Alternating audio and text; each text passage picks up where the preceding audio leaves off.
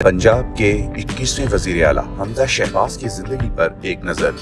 लाहौर के मतमूल सियासी खानदान के चश्मो चेहरा हमजा शहबाज पंजाब के 21वें वजीर आला बन गए।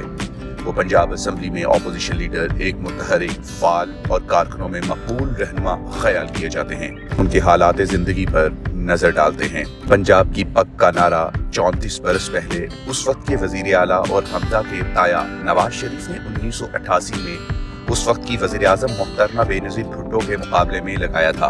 वजीर आजम शहबाज शरीफ के साहबजादे हमजा शहबाज 6 सितंबर 1974 को लाहौर में पैदा हुए। गवर्नमेंट कॉलेज लाहौर से ग्रेजुएशन और लंदन से LLM किया। सियासत के मैदान में आए तो हुकूमती ऐवानों में पहुंचने से पहले जेल यात्रा की।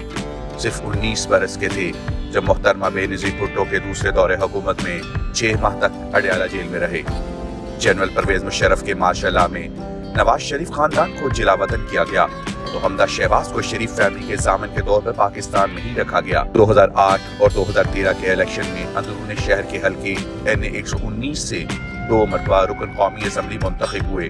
पंजाब में अपने वालिद और उस वक्त के वजीर आला शहबाज शरीफ के पब्लिक अफेयर्स यूनिट के इंचार्ज भी रहे। जुलाई 2018 में रुकन पंजाब असम्बली बनने के बाद पहली मरतबा पंजाब असम्बली में कायदे हिज़्ब इख्तिलाफ मुंतखब हुए। हमजा शहबाज गुज़श्ता अतवार के ज़िमनी इंतखाबात में मुस्लिम लीग नून की कामयाबी में बुनियादी किरदार अदा करते रहे और लीगी मुतहारिब धड़ों में सुलह भी कराते रहे।